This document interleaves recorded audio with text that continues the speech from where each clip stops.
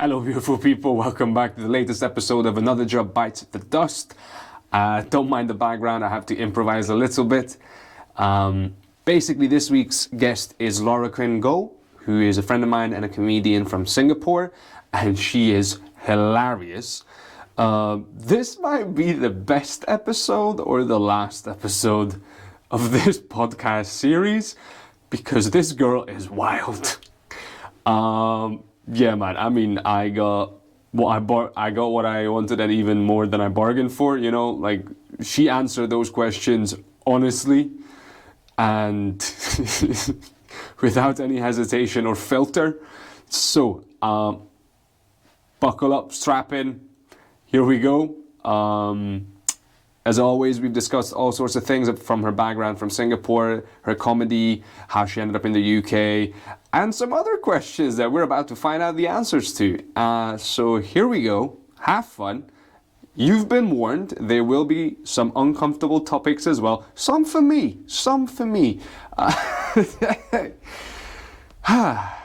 You'll see in a minute. Have fun. Hello, Laura. How's it going? It's great.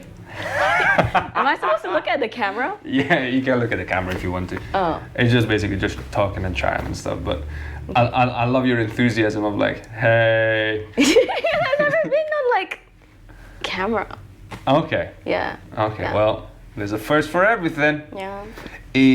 So how do I actually pronounce your surname? Go. Go. And then Quinn is your middle name? Yeah. My full name is actually Goh Wan Ing Laura. Go Wan Ing Laura. But can you imagine like on stage like the host saying that? They probably like fuck it up. Yeah, I mean, I'm already using only half of my Hungarian name. Oh yes, Sizzles. It's not Sizzle. Sizzle symbolic. Subwedge, yes. Did you just call me Sizzle symbolic? Yes. I mean, it's better than, well, I've heard Did you sandwich. Say, did you? Oh, you said sandwich. Okay. I've gone sandwich. Sizzle sandwich. Sizzle sandwich, that's... And Sylas is supposed to be the easy one because that's like an actual English Sizzle name. sandwich sounds like the name of like some kind of sex move or something. Yeah, I guess in the whatever circles you're in. Hit me with that sizzle sandwich. Let's go. All right. Okay, I see how this is. You're gonna roast me the whole time. I already prepared like in my phone. Like I spent the entire like weekend just like going, okay, what can I tell Sylas about his clothing, his name? Well, I've heard most of them. So, but sizzle sandwich is the new one. I'll give you that. So you're from Singapore. Tell me about Singapore because I know nothing. Bare minimal, but I know that it's beautiful, I know that it's massive, and I've probably seen it on one of the Mission Impossibles, and that's about it. I think it was a Hitman also. Probably. Yeah. Like anytime they need to go to like a fancy Asian looking place, they go. Singapore, Japan. Korea, Hong Kong, the neon lights is what people really steampunk. like. Yeah.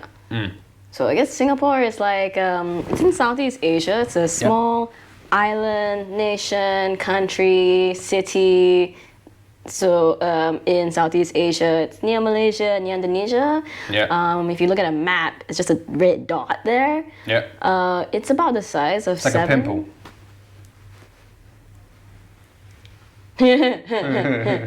Hilarious. You should be a comic. Thank you. That's very Okay. It's really small, but it's the size of 7 Glasgows. Right. Okay. Yeah, That's pretty big. I think I calculated it. It's not really a walking city, but we have like functional public transport. Maybe you're from Eastern Europe, you don't know what that is. Oh, okay. I mean, it's true. It's funny because it's true. We got functional transport, but that trains are not the best. They weren't when I was growing up anyway. So. I mean, Glasgow has a train. Has a subway. Has more than one train. One subway. Yeah. Okay. You gonna roast Glasgow now? You gonna nuke Glasgow now? This lady has no chill, I'm telling you. She's hilarious. No chill whatsoever. So like Singapore is like in terms of like I guess racial demographics, it's a pretty multicultural city. Namely like 4 different main cultures. It's like I think 70% Chinese, 20% Malay, less than 10% Indian, and everybody is technically an immigrant. They're at least like several generations in usually. Like my grandparents were born in Singapore, but my great-grandparents were born in China, and yeah, most people are kind of like that in Singapore. Okay. We don't really have we didn't really have like indigenous Yeah, because people in like that. it's a port city, right? Yeah. It's famous for its port and it's all the ships passing through, a lot of commerce, right? Yeah, and also I So- think historically the people in that area, they were kind of seafarers, Moana vibes. Oh, okay. Yeah, so you kind of Yeah, so it attracts immigrants because it's basically a commercial hub. yeah, Yeah, that would make sense. yeah, Right, okay. And then you've decided to become a stand-up comic yeah. in Singapore and now in the UK as well, obviously. Yeah, I started performing stand-up comedy a couple years ago. Before the pandemic started, I only performed in Singapore for like 1 year. Right? Then the pandemic, and then here I am, arrived in September 2021, and I've made it pretty far in Glasgow's comedy scene. Yeah, you have. I mean, spoilers, because this is, by the time this is going to come out, it's already done, but you're doing your first, well, you would do your residency. Oh, it's not a weekend residency. It's not a residency. Well, yeah, you're performing at the Stands in Edinburgh next Yeah. week, right? On a weekend. On a weekend. That's where the big bucks are. Yeah. And then in the following month, I have a in like August, I have another pair of weekend spots in the Stand Glasgow. And Nice. then I'm opening for my Singaporean friend at the Fringe. He's bringing over his own show, and I'm opening for him. There you go. What's the show called? Plug. Government approved sex. Government approved sex.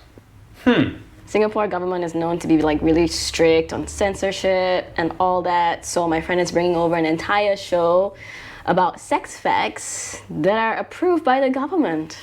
I'm not gonna lie, that must be hilarious. Yeah, it is. Yeah. With the pandemic, we had a lot of government-approved sex as well because they were like, the CDC in America put out like what you're supposed to do. No What- kissing. No kissing. What positions are least likely to give you COVID? Like, okay. Just from the back, like just Yeah, no that- mouth-to-mouth contact. Yeah, exactly. It's like, don't breathe in. Wear a mask. Oh yeah, okay. That was a part of our lives for 2 years, folks. I know, I can't believe that it's like close to Over. now. yeah. Oh, it's not over, but I still haven't had it. you haven't had COVID? Yeah, they say that Wow. They say that the hotter you are, the more attractive you are, the less likely you are to get COVID. So this means that I am in the running to be one of the hottest people in the world. She's funny and humble, which is always a good I combination. know. And coming to OnlyFans soon. So Wait, how many times have you gotten COVID? twice. Oh, okay. Yeah.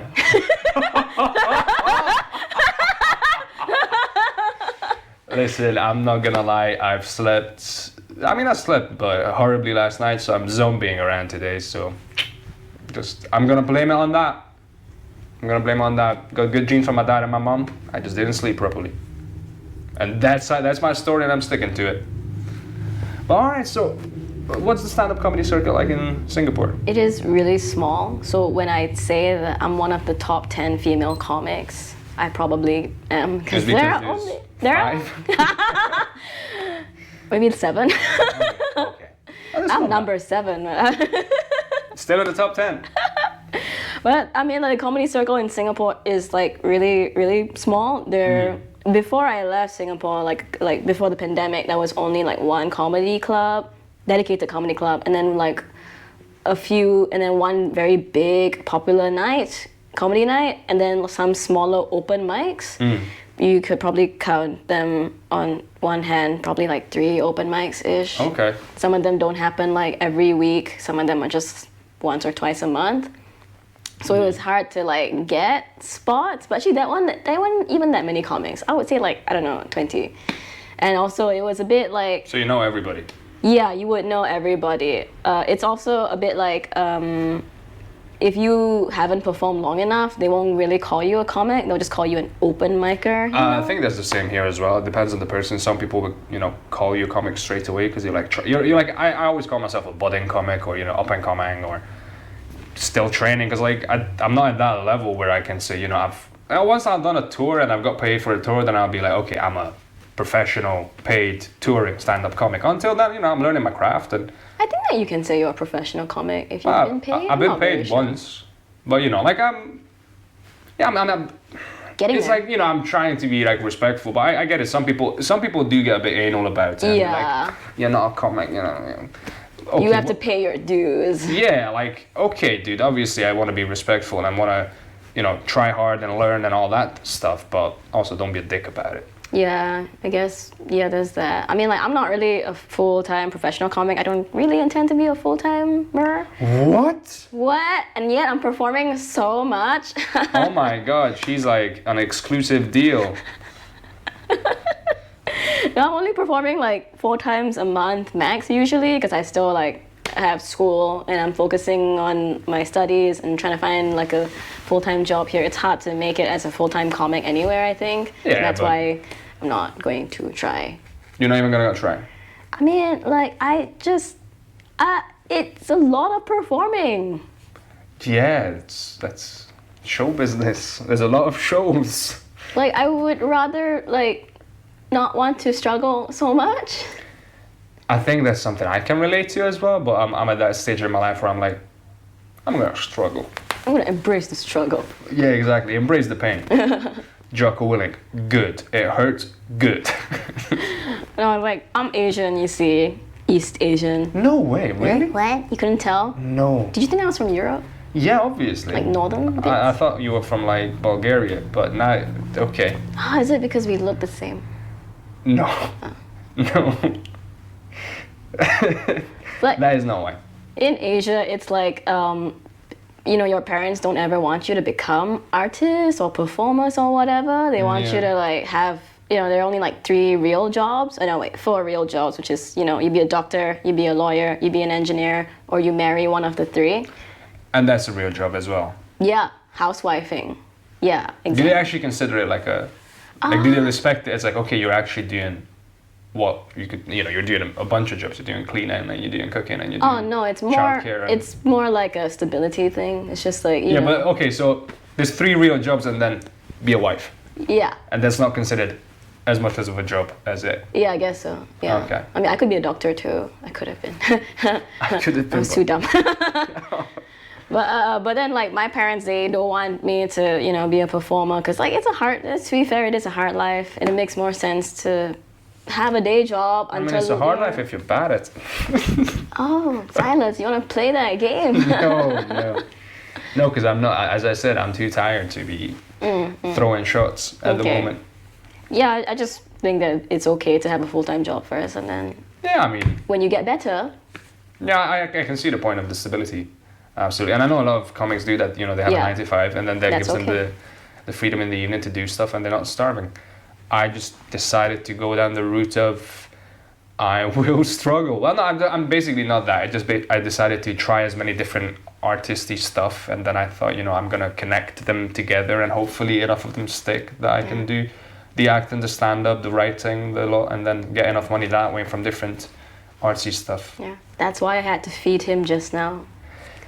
Yes. So before this recording started, she very graciously supported the podcast with a bowl of noodles.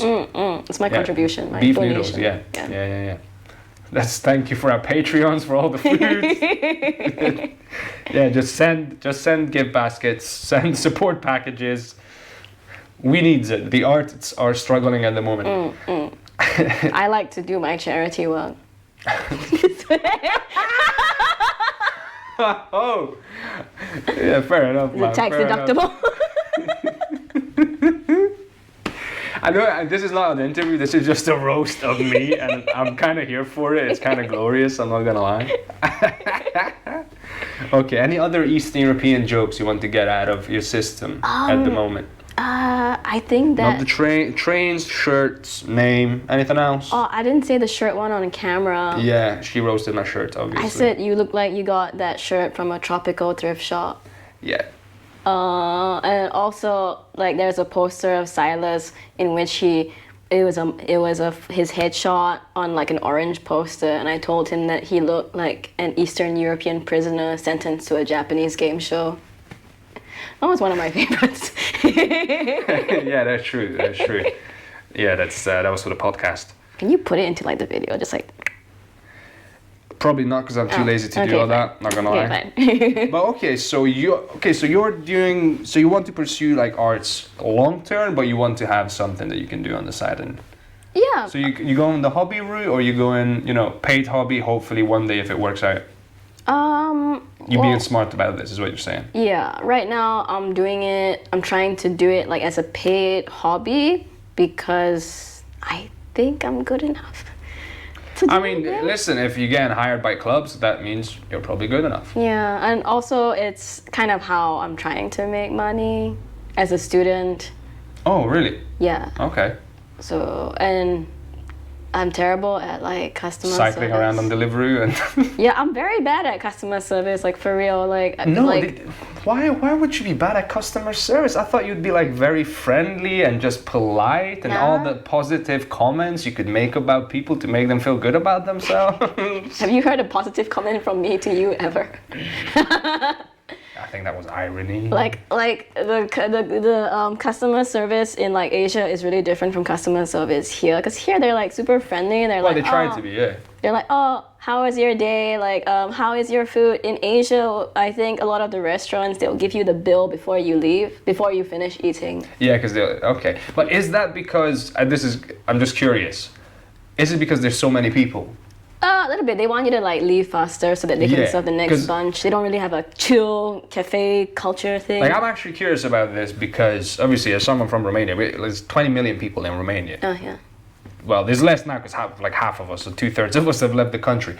But the workforce anyway. But basically, when you live in a country when there's like so many people, how does that affect the psyche? How does that affect society? Because there's literally like high rises, everything's busy, packed. Maybe not all the time, but you definitely see a lot more people than you see here, even. Yeah, I mean, Singapore's population is bigger than the population of Scotland itself. Right, and this is okay. So you got more than the population of Scotland, but the space is literally a lot smaller. It's 7 Glasgows. Yeah. Yeah. So how does that work? How does that affect? How you live? How you live? Like, does it affect the way you see people? Because there's just so many of them around you. Like, I need to navigate this sea of people so I can get to the job. Oh, we're not compressed in the same places. I mean, there definitely we have a lot of high rises. Yeah. The suburbs are mostly high rises and stuff. So there are like very popular areas that people go to drink, for example. Those areas might be very crowded on the weekends. There's that. But I guess that we don't have. The fact that we are also so close together means that you'll probably kind of know almost everyone. No, maybe not. You will probably have like at least 2 degrees of separation from someone. Like you have an Excel sheet of every single person in the neighborhood just so you can remember, like, what was it? 7 to 9 million people, is it? What? No. What's the population of Scotland? Is it 5 million? 6 yes. million? I think it's around 6 million, yeah. Yeah, Singapore is just like slightly above that. Okay. So, I mean, not really, we don't have an Excel sheet. I mean, that's just for my ex-boyfriends. She roasts herself as well, so it's good. I'll take it. I would win myself in a roast battle. but like, it's more like, I'm pretty sure that if you tell me, like, oh, do you know my other Singaporean friend, and you give me their name, I would probably be able to go onto Facebook. And find someone in common. Yeah, find a mutual friend or a mutual friend. A mutual friend's mutual friend. Yeah, at least just like 2 degrees separation is not. Yeah, but I guess that it's. You're not all related, right? I'm sorry, but when you said that, it's like we all know everybody. I was like. Are you related to everybody in your village? No, obviously not. Obviously not. It's just because you made it like we're so tight knit. Everyone's tight knit. I was like, okay. I thought that your village would be tight knit too. Huh? Interestingly, not that much. Oh, and you wouldn't date your cousin or something. No, I wouldn't. Just the sheep. Obviously. No, it's because I guess communism's a whole different story, but. The problem that happens in Romania is, and I do believe that's because of communism, it really broke down that sort of social fabric. Oh. Because you didn't know who was a snitch, and there were snitches, And you know, you didn't want to talk too loud to the wrong people. Yeah, China was like that too. Yeah. But a lot of the Chinese immigrants in Singapore, the Chinese Singaporeans, their parents, their families immigrated after. I mean, before the Communist Revolution in China, I think. Now, like, So yeah. they're quite different from the ones in China. Yeah, okay, fair enough. I mean, I don't know that much about that. I'm just curious. But yeah, like in Romania, I think that's one of the big, to this day, it's still felt. It's changing, luckily. But you know, there's still like after effects of like you might not trust, or you just keep to yourself a bit more because people had nothing for a while, and you had to fight for yourself. And then you had that added element of the government's watching. Be careful. Oh yeah, Singapore has that too. Does it? Yeah, and the government is watching. Like Okay. for real. That's always a good thing to know. Like if you Hello. hi government. Like if you let's say that there's a newspaper article about like some government agency in Singapore, then there's a very high chance that the government is watching the comment section. Yeah. Interesting. They all, if you're a high profile person, it will probably be watching you too. That does happen. I'm not a high profile person, so. Not everything's about you know, you, Sylas. You're not even Singaporean. They're just like, who is this random like Eastern European dude? So you're telling me that after this video, I'm gonna get one more follower and just gonna say the government of Singapore now follows you on Twitter, like, hey. You should be glad. The government of Singapore doesn't even follow me on Twitter. As long as they like and subscribe, I'll be happy. Well, okay, right, I see how it is. Well, that's an interesting aspect to live under. I've been fortunate. I haven't had to think about that in such a long. Well, I haven't ever had to think about that. My parents have.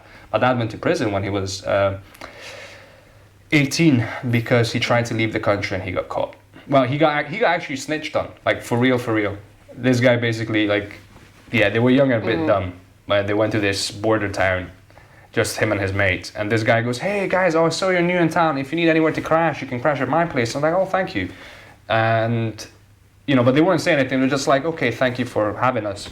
And then the guy's like, listen, guys, if you guys want to go somewhere tomorrow, if you guys want to go out on the boat, maybe cross over, you know. Like he just put that there for them as a bait. If you want to cross over, you know, on the boat, you know, cool, you know, we can do that. And my dad was unfortunately at that age naive enough to say, yeah, that would be nice. Was he actually intending to go or not? My dad wanted to leave the country. Oh, that's such a weird sting operation. And the guy just went, because this was like this hobo-looking character, you know, he's got a flat and, you know, he's just being nice to like some strangers. And he goes, cool, I'm just going to go grab some potatoes because I wasn't expecting guests. I'll be right back. And then you grabbed the police. The police came and just arrested him. And I'm just like imagining in my head, can you imagine us, like, you know, if police did sting operations like that for drugs, like, hey, do you want some drugs? It wasn't even that. It's like, you want to go out on the boat and maybe we can cross over and come back, you know, like, just that. Just like, he was gauging the interest. And it was just like kayak across to where? I actually don't know this. I think he was trying to get to Hungary. It's either Hungary or Bulgaria, one of the two. But I think his plan was get to Hungary, then get to Austria, and from Austria, you could like go anywhere. Yeah, you could seek asylum there, and then How long was he in prison? 9 months. At 18 years old, just Soviet Romanian prison with all. All like it wasn't like, oh, you're a political prisoner, we're gonna put you somewhere nice. Like my dad grew that was his experience. 9 months with the killers, with the murderers, the law, just chilling. Oh. Yeah. And after that, he went to the army as well. So yeah, my dad has a fascinating backstory. But yeah, that's. I imagine that most Eastern European parents have fascinating backstories. Like I had a friend who was from Serbia. Right. Yeah, and he was like in his, I don't know, right now I guess he's in his 40s or 50s. So I don't really know about like the history of Serbia. I just know it's not great. Well, yeah, it's what you would call rock and roll. It's complicated. I'm not going to get into Serbian politics because I don't know enough, but it's been fairly volatile in the recent past. And yeah, so you can imagine how that affects people. But this is more about you than me, so here's another question for you. How did you end up in the UK? I took a flight. It was British Airways. It was terrible. Okay. I came here to do my master's at the University of Glasgow, and yeah, that's it. My master's in management. That's a useful subject. Right. You don't know what that is. Masters in management. Yeah. and- Managing. Okay, it's management and sustainable tourism. So I mentioned that I did comedy back home, and I stopped during the pandemic. I mean, before the pandemic, and then I came here when I hit the Scottish stage in September 2021. Yeah, and I just started doing comedy again. So yeah, All right. So just full-time student still. cool. And how are you finding the Scottish circuit? How are you finding the arts here? I think that the Scottish comics are a lot friendlier than the Singaporean ones. The Singaporean ones And could the be. Transylvanian one? I feel like I need to make up for my related comment now, so I'm like, I'm gonna roast myself. It's okay, I'll roast you. Yeah, you have. Where are the Transylvanian comics? Oh. We're gonna do it like that now, huh? Fine. I believe that was enough penance on my part, so here we go. I am technically the #1 Transylvanian comic in Glasgow. Because there's only one of me. I am the #1 Singaporean comic in Glasgow too. I mean, we're basically the top of our fields, folks. I'm just saying, you heard it here first. But yeah, so I absolutely agree that I think Scottish comedians have been absolutely lovely to me, very supportive. Quite a few immigrants there as well, I think. Yeah. When I first came to Glasgow, I decided to do like one open mic. I just signed up for some casual one, and then like there was like this more. There was another comic there who had been in the scene a lot longer, and then like she saw me perform, and then she started talking about me to like other comics and talking me up, and then, you know, that's how some other comics like found out who I was. That was crazy to me that they were so friendly, because in Singapore it's a lot more competitive. Like back home, I couldn't even get on. There's this one comedy night that was like really one of the best comedy nights. I had never been on that show. Right. And like, look at me now. But I mean, I'm a little bit bitter about that. But I mean, like, it's just that. Just a little bit. Yes. No, I mean, that just happens sometimes, unfortunately. You gotta swallow some bitter pills here and there. Yeah, but I mean, over there it's about connections, and here also a tiny bit about like networking and stuff. It's just that in Scotland it just feels easier to network than in Singapore in terms of comedy. So here I've been able to meet a lot of new comics. They're all very friendly. Sometimes comics back home, they straight up just not talk to me. But here, they are generally quite friendly. I mean, like the first time you saw me perform, you were like, hey, I'm your biggest fan. A bit pushing it. I was like, hey, it was more like, hey, well done. Ari was like, hey, well done. No, you were, I really liked your set, and you as a person.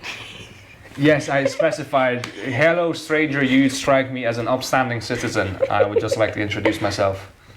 And then he followed me on Instagram the next day, and I didn't follow him back until like recently. And look at us now, besties. To be honest, I could just listen to you roast me. I don't even have to talk. I can just lay back and Is there like, I know what suffering is like. Yes, this is how Jesus felt. I'm not sorry. It's a funny joke. Oh man. So yeah, what do I even ask now? 'Cause you just went through the questions like that. Oh, so. I did? I don't mind talking a little bit more and just like maybe giving myself the questions. You can just like sit there and just starfish. I'm Starro the Invader. The Conqueror, sorry. But no, I'm curious about the difference between, if there's any difference in the comedic styles of Singapore versus Scotland. I do believe humor is universal. So I don't know if there's trends, maybe some things are more popular than others. Like the UK has an interesting relationship with puns, where they hate them, but they still have them on a regular, and there's people that do puns. And I always find it fascinating, because like, yeah, the standard reaction to a pun is always, but then, you know, they still like him in a weird way. Sure. Some of them. Some of them. Like there's really good puns, there's really bad puns. Some puns are funny because they're just so stupid that they're funny. Yeah.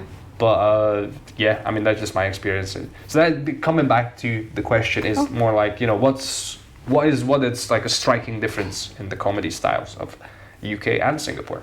Oh, I think for me it was definitely the topics and themes naturally because, you know, I'm not from the UK, and then I see a lot of like British comics Scottish comics who do super well, and I'm like amazed, and it's because they can relate. I mean, they can give relatable content like localized Yeah, like stuff. I'm never gonna be Kevin Bridges. I'm never gonna, you know, make those kind of jokes because that's not my backstory, and I can't, you know, I don't have that Yeah, if you came back to material. Yeah, if you came to Singapore and did like Eastern European jokes, I guess people would be like, what? Yeah. I mean, yeah, a lot of my jokes is, well, not a lot, but the first 10 minutes, first 20 minutes I probably wrote is about being Eastern European in the UK, and that wouldn't translate as well in some other parts of the world. Absolutely, because they don't, you know. Get it. So when I came from Singapore to Scotland, it was, I had to come up with a lot of new content, things that, you know, people in Scotland can relate to. So that's been quite a bit of a concern of mine, because sometimes I see like these amazing Scottish comics who have all this great local content that, you know, a lot of audiences can relate to because, well, they're Scottish too, and I'm just here like, I am not Scottish. I don't know what Channel 4 does in its free time. What is a Channel 4? Yeah. And then like, I don't understand sectarianism. I'm not gonna get into that, but I mean, like, outside of like UK, sectarianism isn't that big a thing. We have other religions to fight about. I'm gonna say it's not as big of a thing probably in Singapore because you come from there. In Eastern Europe, it's slightly different. People will always find reasons to hate each other. Yeah, That's I mean, just how like, it works. I guess in Asia, like other religions fight. I mean, because like firstly, Christianity is not the biggest religion back home in Asia. It's, you know, others. So I would not.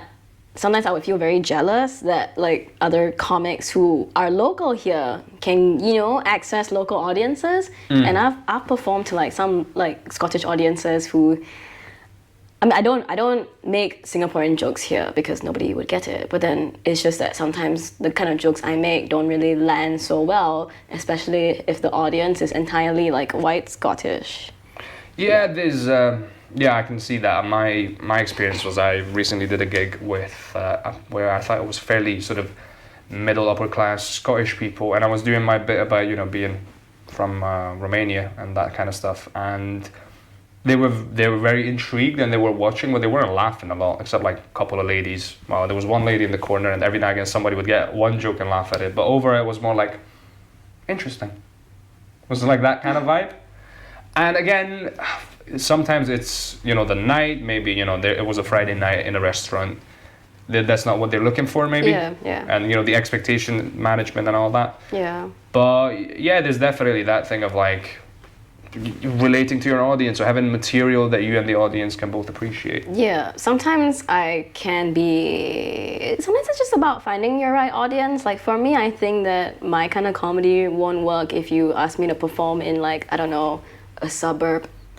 I don't think you would do well for a church group. I don't see you going down popularly. No, they don't really like want to know about my yeast infection, so I can understand why they wouldn't like my comedy. But I do have some jokes about being in Catholic school.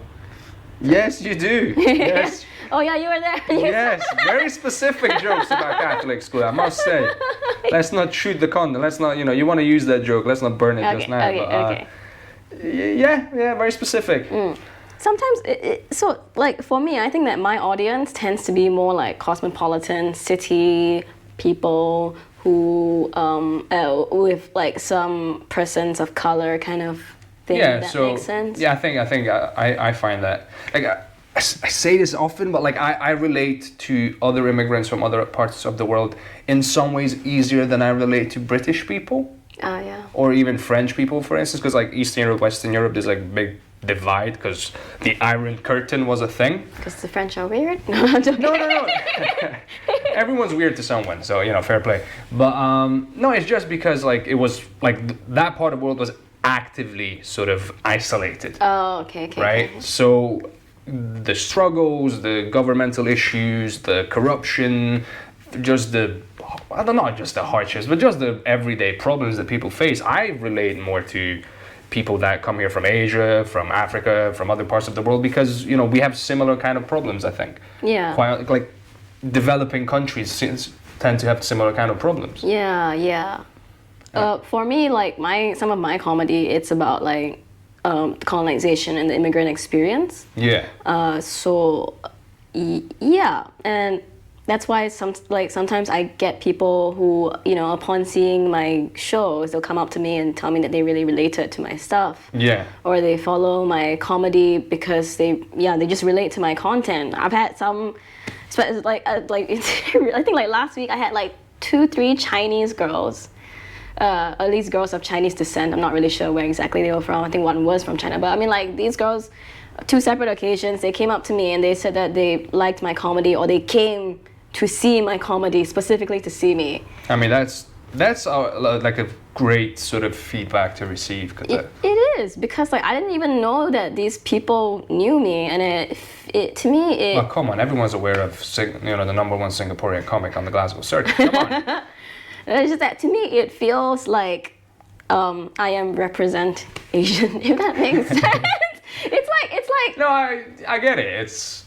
I lean into it in the sense of like, yeah, I talk about my experience, and I'm hoping that at some point it will resonate with, you know, other Eastern Europeans and be like, yeah, okay, I've had this similar experience. I've had the same vibe. Yeah, I just like to see other Asians in the crowd, because I feel like, because comedy and maybe UK in general is a very white dominated space. So it's a white majority country, so that's... Yeah, that's fair. So I just think that the comedy that I do, I like to do it also because I help people, other Asians like myself, whether they're South Asian. Like, I have actually had a South Asian man come up to me and say that he related to my material. It just feels great to represent. It's a nice little wholesome feedback. Yeah, like, to share our experiences now. Yeah, it's like, come here.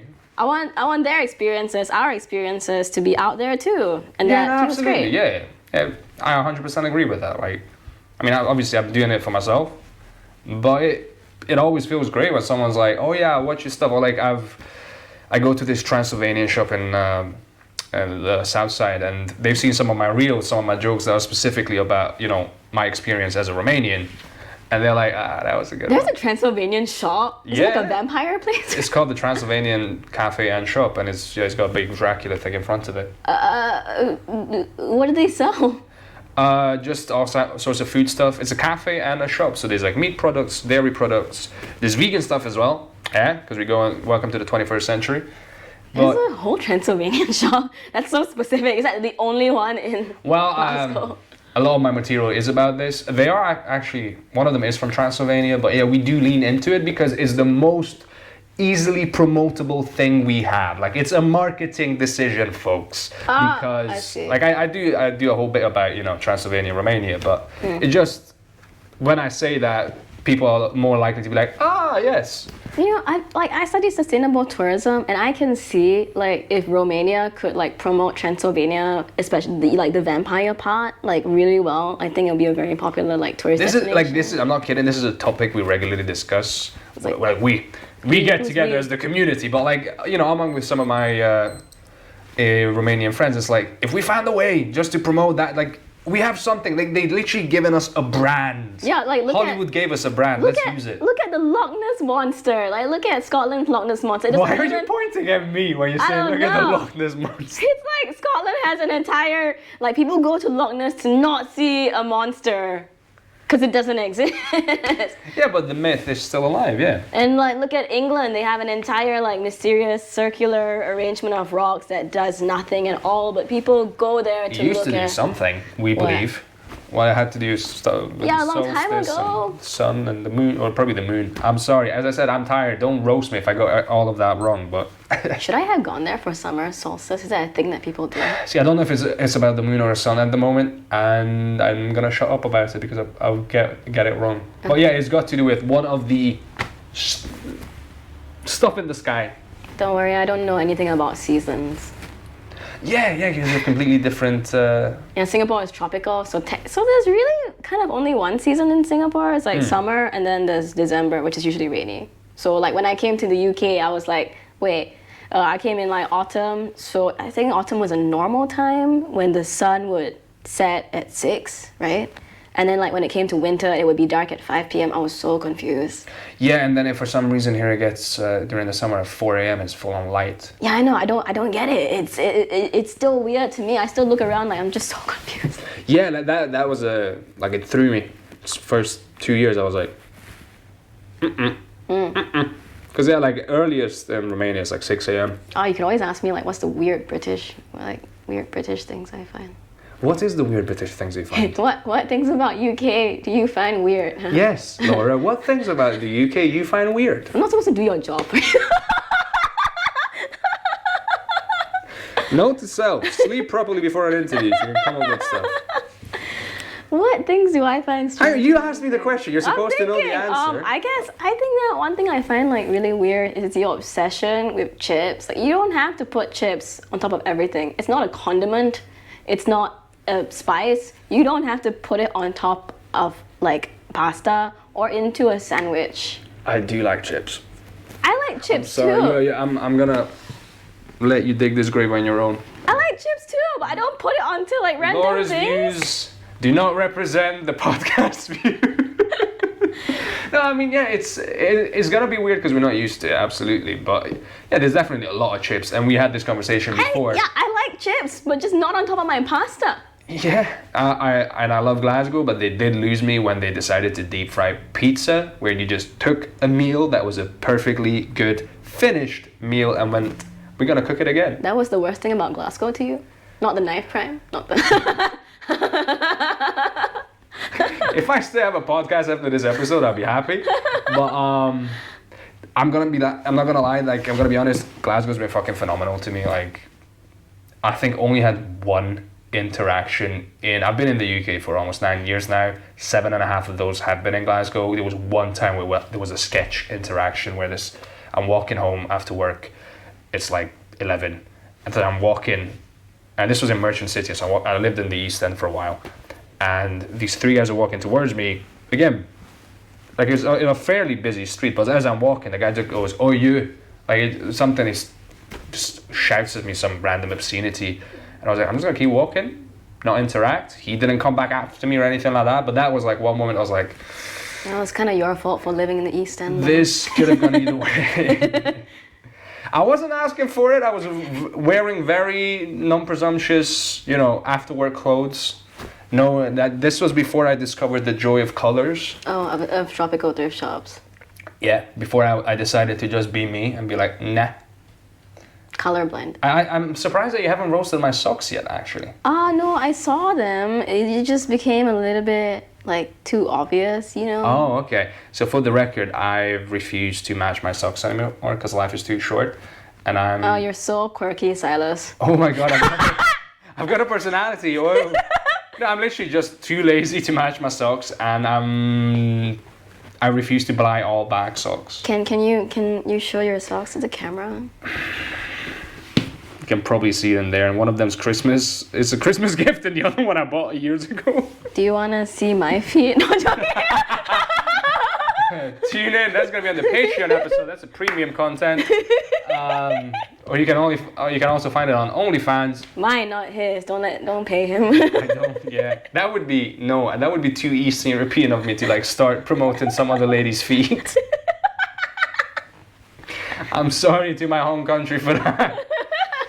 I'm like breaking stereotypes while enforcing them at the same time. Oh, is that the most popular fetish there? I heard it was it? No, I just made a pimp joke about East okay. Europeans, and for some reason because I'm also an actor, there's a lot of crime adjacent / pimp roles for Eastern Europeans.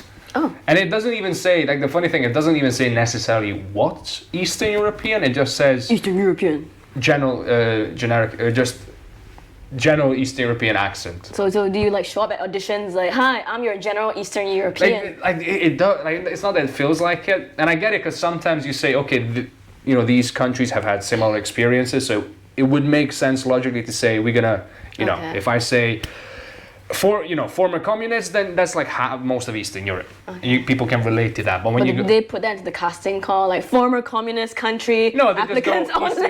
no, you can make an argument that geographically some yeah, experiences are similar, and so you can like justify it in the story. Like it would still work if you used someone from Serbia or Bulgaria or Romania in some aspects. In other aspects, it doesn't make any sense. It's just very jarring because like it's different countries with different Okay. languages. So like when you audition for roles like that, and then like that Eastern European role like goes to somebody who is like Scottish or just any British, are you like, you're stealing our jobs?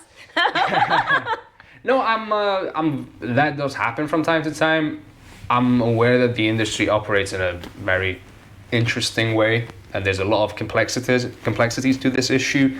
But I refuse to sort of feed this Okay. anger or just resentment to like, oh, how could you, like, it's acting. As Yeah. long as they do it well, I'm not fussed. Yeah. Have you been on BBC? I've been on BBC twice. Are you like waiting? Because like, I know BBC only uses like 10 actors, so are you waiting for like that, one of them to die? Peter Capaldi's getting out there, isn't he? Oh, this is gonna be very popular in Scotland. This one episode, they're gonna love it in Scotland. But Yeah, you know and what? Peter Capaldi is from Glasgow. He actually went to, I think, Glasgow School of Art, was it? Yeah, no, and I do like his acting. Have you seen Doctor Who? The Thick of It? Doctor Who. The Thick of It. I have a Doctor Who t-shirt. Okay, this is where I admit something. I do like Doctor Who, but because I didn't grow up on it, I do not have the same affinity for it that other people do. I didn't grow up with it either. I don't have the childhood memories of Doctor Who, and I was like, yeah, it's great. Okay. I can see it as part of the culture. I can see why it's a staple of the culture, but I just don't relate to it as much. That's fair. What do you relate to? Like, I've seen a lot of Blackadder. Have you seen Blackadder? no. It's I was like- gonna make a bunch of offensive jokes, but that would have been like too offensive for camera. I don't know what Adger? Blackadder. That's a 4-season series with Rowan Atkinson in different time periods. You had of the- TVs in Romania? So yes, fun fact, we actually didn't, because my family is, was and still is fairly religious, but because my parents were Jehovah's Witnesses, we're not allowed TVs. I think my mom had one for a while, but then, for the most of my childhood, I didn't have a TV. I did have a computer, which is more or less the same thing after a while, but so I didn't see a lot of programs unless I knew of them and knew to like find them online. It's so hard to make fun of you. Because I'm very, very sad. Yeah, because your life was very sad. There's struggle. Actually, no, my life's been all right. Okay. Yeah, I'm not complaining. Ever since I walked into Oh, you've been a ray of sunshine. My self-esteem has never been better. My sense of purpose in life is just through the moon right now. Remember that time I messaged you and I was like, they have like Instagram in Romania? You mean they don't just like hand out like pictures of like things in the village square? Yes. So I still stand by my Singapore joke. I think, considering that context, I can get away with it. That's it. Right.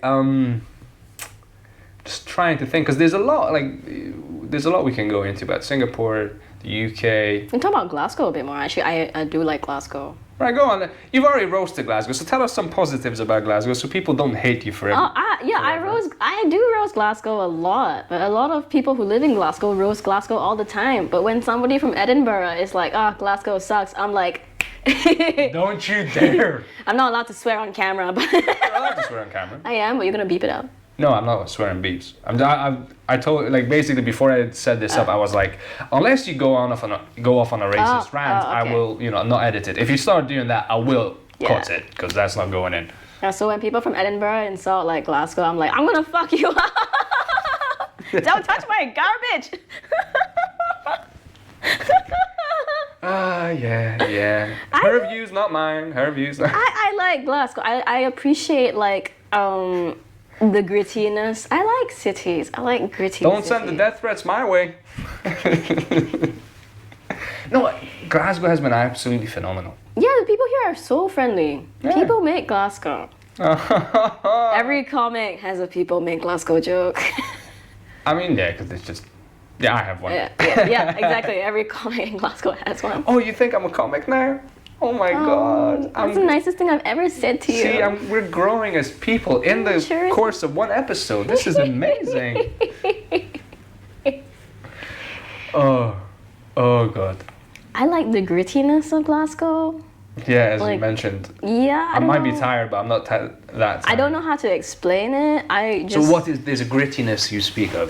like I like the heron needles outside. I'm joking. You know? I mean, I like how friendly the place is and how like not irritatingly pretentious they are, especially compared to like Edinburgh sometimes.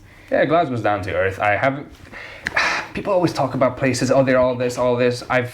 I've lived in Glasgow and in Windsor. Yeah. And Windsor. as in where the Queen England. is. Oh, okay. The castle. Why? What were you doing there? I was working there. I'm not going to mention the company I work for because I don't want to get in trouble. Okay. But so I was working there, and you know, people always say, "Oh, England is this," or "Windsor is a posh place." Man, I make friends everywhere. Like I always find my people. Okay. Um, It's easy to find people here, especially I think, because Glaswegians are so friendly. yes, are you going to repeat the friendliness? now? Sorry, I just like let me think of what other nice things I can. No, but say well, about the point I was trying to make is that I know people say about this cities like that, and probably there's like trends, and there's something Yeah. you know statistically more likely to find this or that, but there's good people everywhere, so I'm kind of not. Yeah. I don't really believe in the Stereotyping of like Yeah. it's very reductive. It is very reductive, I think. I do like what I like most about Glasgow is probably how like live and let live they are. Yeah, yeah. Yeah, because like in Singapore they're all narcs. like you know when I go you know when it's like 15 degrees in Glasgow, everybody's at the park and they all And- have like cans of Tennent's in And their then half jacket. the guys are like, "Tops off!" Yeah, they got like their pints of Tennent's, and sometimes I bring a bottle to the park. But yeah, and then like the police are just. Whoa. I was Glaswegian before I got here. But anyways, so like then you know there'll be police like hanging around looking for anyone drinking in public, and then like nobody's a narc. Nobody's gonna call the police if they like see you drinking in public. In Singapore, they'll call the police on you for like anything. Wow. Like once I was like just sitting next to a cat, and then this guy came by. He was like, "What you feeding the cat?" And I was like, "No, I was just standing next to it." And he threatened to call the police on me, and I was like, "Go ahead, call." Yeah, Singaporeans will complain about everything. That's the thing that they do. Like they're quite racist about it too sometimes. I haven't been to Singapore, so I've got no statistics or personal lived experience. I would just be like, yes, that is her opinion and that is her experience. I'm not in any place to be like, no, that's not true. So I'm just gonna be like, okay. We can just focus on Glasgow. That's No, but live and let live. You know, I'm just like I'm fascinated by Singapore because it feels like there's such a how to put it? Not Sterile. no, it feels like it's a center of the world in a way. Yeah. And then, but then what you're saying about what it's like to live there, it's like it clashes a bit because you have all these people, you know, traveling and coming in, immigrants and things, a mix of cultures, and then you say that it's actually a bit more rigid than that, or a bit more. I don't know if they think of it as disciplined, or I don't know how they market it as, but Well, because Singapore is still very like majority Chinese, still quite Asian, so it's very competitive, as you know most East Asians kind of are. So it is actually pretty bad. Like our exams are designed to be harder. For example, like we take the Cambridge A levels and O levels. They're designed to be harder. So we also have like exams in like after primary school. So actually we stream the students at age 12, 16, 17, and also 18. okay. So We do it at 14 and 19, sorry.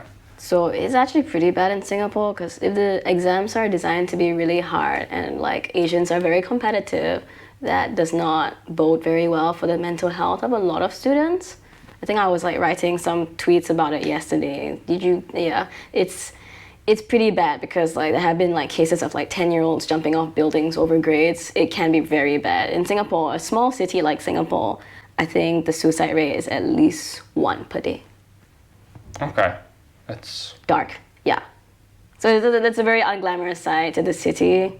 It's very hyper competitive because there are so many people and there are very few places. In Singapore, there's only like what, I don't know, 4 universities. Yeah, 4 universities. The other universities are just like art universities, which art universities. yeah, I went to an art university, so Okay. we're not. Yeah. And they're not seen as a viable career option, or I think that in like there's the 4 that you know you want to get into, and then if you get into the other ones, I guess you go into it. Is that the? I think that a lot of the way that Singaporean schools frame the system is that they'll tell you that if you get bad grades, it's the end of you. So that puts a lot of pressure on like young kids who are very impressionable and don't really know how the world works. Yeah. So in reality, there are a lot of paths that you can go and still do okay in life. You don't have to be straight A's and Yeah, worst case scenario, you can leave Singapore and go somewhere else. yeah, it's a bit of an element of privilege in that Yeah, too. yeah. Yeah, or you could. I mean, I didn't fly. I took a bus here, so. Ugh. Or you know, sometimes if you don't do well in A levels, you can just retake the A levels. There are other options, or you can just go to a polytechnic and then a university.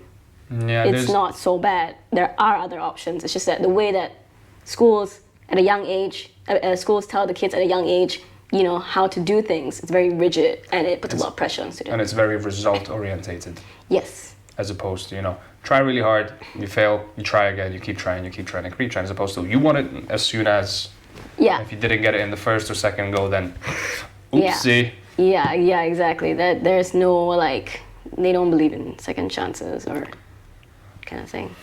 That's an interesting thing to consider. Like I didn't do very well at A levels, but like look at me now in a Russell Group uni. Crushing it, living a life. I know. Kind of a great comic, best Singaporean Number 1 Singaporean comic. comic in Glasgow. I mean, you heard it here, folks. Okay. Well, do you have anything to plug?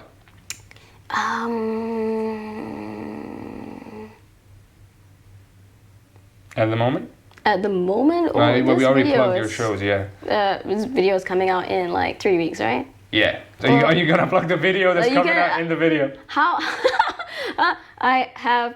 You can follow me on Instagram, which is kopi.on.the.rocks on Instagram, and then on Facebook, you can just like search Laura Quinn Goh, or I think at Laura Q Goh. That's the same as my Twitter handle. So I have my upcoming gigs there. Cool. I do have 2 curveball questions for you. So. Okay. Okay, so one of them is, what is the weirdest job you've done to pay the bills? Because artists are famously scrambling to find a job. Okay, I think I've got a feeling where this is going based on your stand-up. But Should have seen that coming. yeah, basically, obviously, artists are famous for doing a bunch of odd jobs to pay the bills. What was yours? When I was younger in undergrad, and also internship, I used to sell my used panties online. Oh, You know this. He has bought a panty. No, I'm joking. not gonna lie, I was hoping you were gonna go with a different story, but it's staying in. This is the harsh reality that immigrants in the UK face. Yeah. Okay. No, I mean, If you can just only donate £2 a week. support my comedy. Otherwise, I'll be selling my panties. Oh man, you're crazy and I love it. I would do that back home, not in UK, but I was considering doing that in the UK because this comedy thing doesn't pay as well as you think it does. I mean, I would get like back home. I used to get like £17 a pair. Yeah, I could in theory like sell like 1 per day. Fuck it, I'm all right. Okay, tell us about the economics of selling your underwear online. Right, hit me with the economics. Is there a premium? How does this work? Oh my God, you want to know the add-ons? Okay. Okay. Is there add-ons? Oh, Does yeah. this get more? Okay. Does this get more? Gets worse. So Like basically when I would sell. If I start Yeah. getting too squirmy, then let me know. Yeah, I would sell my underwear online. There are like some websites where you can make listings and shit, and then basically they just buyers would just contact me, and then I'll arrange a handover. There's a handover in person. Sometimes you can That's have very it. fucking brave. You can do it in. No, sometimes I do it like a drop off. I was gonna Dropbox. There you go. There's like a thing. Yeah, it's just like you hide a bag somewhere and you make sure. But back then it was harder because like we didn't really have like money transfers at yeah. So crypto must have been really good for you. No, the thing is that in Singapore, the way that money transfers are, you have to have somebody's phone number, and I don't like to give out my phone number, I can naturally. understand why. But I mean, like all these lazy people, sometimes they'll be pretending that they actually transferred you money when they didn't. It's quite annoying. So you sometimes, yes, I would arrange. So were you like your own sort of debt collector? Be like, hey. Sometimes I would just. It's just easier to meet up in person, but I just like quickly like come and go. I don't hang out and chat because that's annoying. And then that's when it gets, I think, probably more uncomfortable No, I mean, the thing is that these guys. and unsafe. Yeah, I know. Sometimes these guys say, want to see you or something, and I'm like, oh god, that's disgusting. Oh, and then like one dude, he once asked me, hey, can you also get into my car? And I'm like, what? Whoa. I know, of course I didn't do that, but it Ooh. was so crazy. He was like, I'm not and I'm like, yeah, you know that. Like, No, what goes through men's minds? Seriously, they're so stupid. Yeah, no. Okay. Yeah, I've survived this conversation. I don't know if the podcast will, but I have. On a lighter note about like selling underwear online, There's a lighter note. there's a lighter note. Like, Wow. Sometimes though, some dudes just are kind of creepy. They like to. No shit. They'll ask for like add-ons. Okay, Like- is this gonna get really graphic? Oh yeah. Do you? I'm trying to figure, because I'm trying to make this about culture and people and Oh. stories. You asked this question. I know. Oh god. Alright, I think I at this can stage, say- I can people say it want to. now. At this stage, I think people want to know the add-ons. You can always like bleep it all out. Oh yeah, you can And just. then- and then if they'll it be gets like, bad, if it gets bad, you can just see my reaction going no, just no. Or you can make a premium deal to you. Right, go and hit me with the add-ons. Yeah, sometimes people ask for add-ons, like a bottle of pee. Right. Okay. Let's make this as painless as we can. What else? A video of peeing. Right. Yeah. So add-ons like that. That's it? Sometimes they'll ask for like. Okay. Don't know if you should block this. I feel like this is something that could be blockable. Okay. Do you think you should block it out? Well, we'll find out at the end. The other more safe for work question is, I might just have to. We'll see.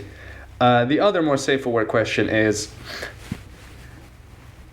what if there were? I'm trying to make the transition from the top this to like a very safe and wholesome conversation about if there was one dish, Laura, or two dishes that you could bring with you from back home, or that you miss from back home, or that you think the people from the UK should know about. What would they be? I like to gatekeep food. I wouldn't let British people eat it. No, I'm joking. I would probably. So what's the one or two dishes that people absolutely need to know from Singapore? Laksa and Hokkien mee. I know a lot of people think that chicken rice is the best thing, but it's just literally chicken and rice, so I don't really like it that much. So what is laksa? Laksa is like a noodle dish, a spicy noodle dish, spicy with coconut milk in it. So it's just a very flavorful noodle dish. It's usually got toppings like prawns. Yeah, prawns. Sometimes egg, fish cake, or cockles. If you want it to be non-fish, then people put chicken, but I prefer the seafood stuff.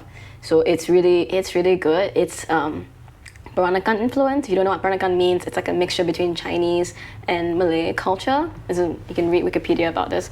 But I think that's pretty emblematic of Singapore, more than chicken rice is. I also like Hokkien mee. Hokkien mee is a very unhealthy dish.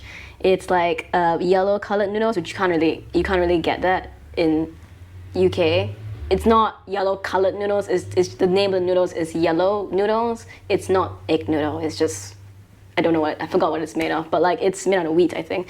And Or it's does it have the color yellow, or it's just called yellow? It's It's colored yellow. Okay. It's also got like bee hoon, which is another kind of noodle in it. There's so many kinds of noodles that you can't find here. I'm learning. Yeah, I'm learning. But like it's just like stir-fried noodles in gravy. The gravy is usually made out of like pork, seafood, so there's a lot of like umami flavor in it. It's really good. It's not healthy at all, but it's just Quite really high delicious. in calories, is it? High in Quite- calories, fat, oil. But I mean, like British people like that, don't they? I think anybody, you go anywhere, people do like fat and salt and sugar. These are the top three. I know. It's really good. Sometimes I cook these dishes. I can cook it for you next time. My favorite starving If artist. there's a next time. All right, okay. Well, I think that's about it. I think I've gotten as much out of this conversation as I can, and even more than I bargained for. You should have seen the other question coming, the other answer coming. You've seen my comedy countless times. You know what? This is life. I'm a bit worried And that, I'm you know, embracing it. I'm a bit worried that people might slide into my DMs asking to buy. Well, if the comedy doesn't work. Okay, well, thank you very much, Laura. This was a fascinating conversation. Thank you. All right, I'll see you on the next one.